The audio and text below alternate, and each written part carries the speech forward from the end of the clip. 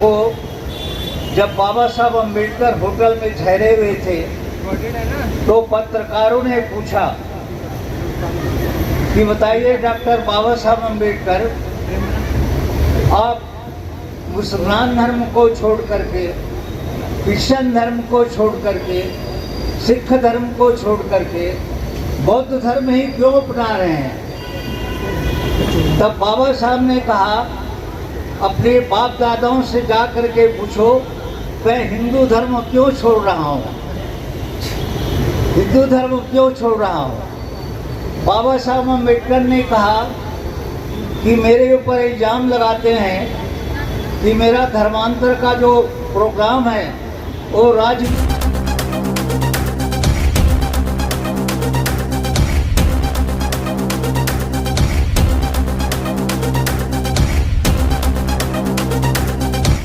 से प्रेरित है। लेकिन मैं उन लोगों को समझा देना चाहता हूँ कि मेरा एक धर्मांतर का जो महोत्सव है वो किसी राजनीति से प्रेरित नहीं है। अगर राजनीति से प्रेरित होता तो मैं मुसलमान होकर के, क्रिश्चियन होकर के इस हिंदू धर्म की 5 साल के अंदर ईंट से ईंट बुझा करके रख देता, 5 साल के अंदर ईंट से ईंट बुझा करके रख देता। लेकिन मेरा उद्देश्य राजनीतिक बिल्कुल नहीं है। मैं अपने करोड़ों लोगों को जो इस देश के ब्राह्मणी हिंदू धर्म व्यवस्था के अंदर नारकी जीवन जी रहे थे, उनको, जो लोग मुर्दे की तरह थे, उनको जीवित करने के लिए मेरा आंदोलन चल रहा है। और मैं इसे बता देना चाहता हूँ कि मेरा जो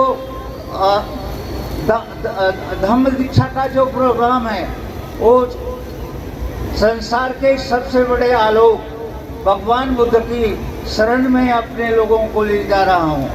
और ये उम्मीद करता हूँ कि इनके शरण में आकर के मेरे लोग हर तरह से तरक्की कर पाएंगे।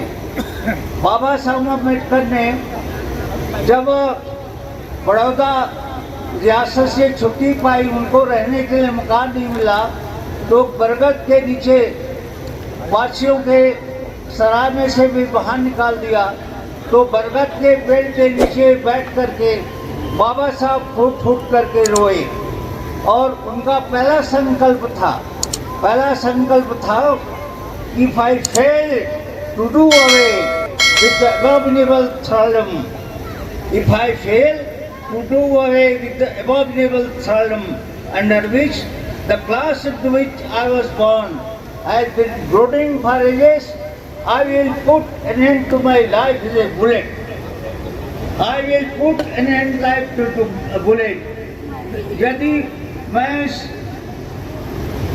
घिनौनी गुलामी से अपने लोगों को मुक्त नहीं कर पाया तो मैं अपने को गोली मार करके खत्म कर लूँगा। ये बाबा साहब का पहला संकल्प था। उस संकल्प को पूरा करने के लिए बाबा साहब ने 14 अक्टूबर 1956 को अंतिम संकल्प पूरा किया। लोग कहते हैं बाबा साहब का मिशन अधूरा। बाबा साहब को कोई भी मिशन अधूरा नहीं है। बाबा साहब का कोई भी मिशन अधूरा नहीं है। वो हर काम मुकम्मल करके गए हुए हैं। बाबा साहब अम्बेडकर ने जो धम्म दीक्षा जो थी वो हमारी मानसिक गुलामी को, हजारों हजार वर्ष की मानसिक गुलामी को दूर करने के लिए ये बुद्ध का धम्म दिया। इसलिए आज जब अछूत समाज के लोग, दलित समाज के लोग हिंदू धर्म का त्याग करके बुद्ध धर्म को स्वीकार करते हैं तो उनके अंदर उसी तरह की चेतना पैदा होती है, स्वाभिमान जाग जाता है। जिस तरह से इस देश के लाल किले को लेकर के मुसलमान इतराता है, आगरा के ताजमहल को लेकर के मुसलमान इतराता है, ठीक उसी तरह से जब हम बौद्ध हो जाते हैं तो जो हमारे प्रमुख स्मारक है उसको देख देख करके हम भी इतराते हैं, चाहे वो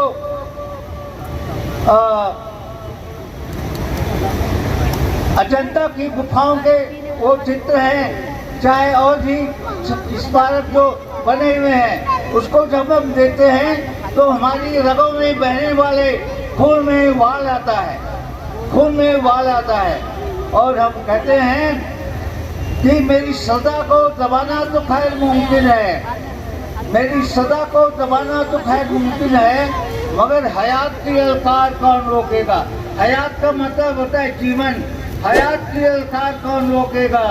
नए ख्याल की परवाज रोकने वालों, नए ख्याल की परवाज उड़ान रोकने वालों, नए अवाम की तलवार कौन रोकेगा, नए अवाम की तलवार कौन रोकेगा। जब बाबा साहब अम्बेडकर ने हमारे लोगों की दुर्दशा को देखा तो उन्होंने विचार किया कि मैं इनके लिए क्या कर सकता हूँ। इस संदर्भ में साहिब लुधियानवी का एक कलाम है, उसको मैं पेश करना चाहूँगा। लहराते खेतों पे जवानी का समा, लहराते खेतों पे जवानी का समा, और दहकानों के छप्पर में बत्ती ना धुआ।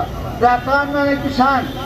फसल तो बहुत होती थी किसानों की, लेकिन फसल कटने के बाद में उनको सारे महाजन लूट करके ले जाते थे और उनके पास बच्चा कुछ नहीं था। इससे कहा लहराते खेतों पे जवानी का शमा, और दहकानों के छप्पर में बत्ती ना धुआ। एक फलपोश मिलने एक दिल कसाओं से भी बाजार। फलपोश मिलने माने आकाश छूटी हुई चिमनी वाली मिले और मनमोहक बाजार, और गलाजत के झपट्टे भूखे दादा। गलाजत कहते हैं गंदगी को खाने के बाद में तो जब जो पत्थर छेक दिए जाते हैं ना, जूठन पत्थर, वो गरीब बच्चे उसके इंतजार करते रहते हैं और उस पर झपट पड़ते हैं, इसलिए गलाजत के झपट्टे भूखे दादा। ये सब क्या है, ये सब क्यों है। इंसान का असली रहनुमा कौन है। असली रहनुमा माने पथ प्रदर्शक लीडर कौन है। मुझे सोचने दे, मुझे सोचने दे, मुझे सोचने दे। ये बाबा साहब का चिंतन था। इन्हीं शब्दों के साथ मैं अपनी बात को समाप्त करके आप लोगों को एक छोटी सी एग्जाम्पल देकर अपनी बात को समाप्त करूँगा। बाबा साहब ने त्रिशरण पंचशील के अलावा 22 प्रतिज्ञाएं दी। ये 22 प्रतिज्ञाएं क्यों दी, इसके संबंध में एक छोटी सी कहानी है। एक गोबर पे बहुत सारी मक्खियाँ बैठी हुई थी। एक गोबर पे बहुत सारी मक्खियाँ बैठी हुई थी, गोबर खाती थी और उसी पर सो जाती थी।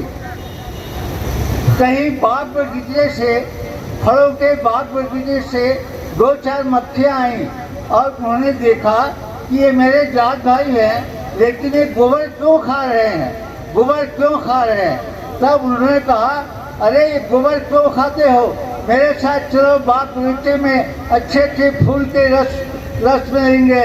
तो उन्होंने बात पर विश्वास नहीं किया, लेकिन बहुत इंसिस्ट करने के बाद में 2-3 मक्खियाँ उनमें से तैयार हो गई साथ में जाने के लिए।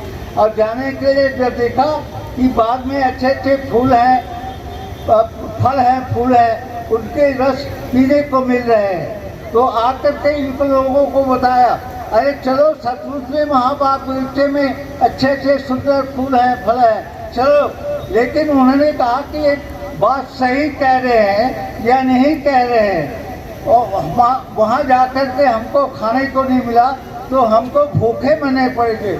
इसलिए क्या किया कि मक्खियाँ गई तो सही, लेकिन साथ साथ में अपने मुंह में गोबर ले गई, गोबर का ढेला ले गई। और जब उन गोबर के ढेले वाले मुंह से उधर फलों के रस को चूसा तो उसकी गंदगी भी उसके साथ में आई।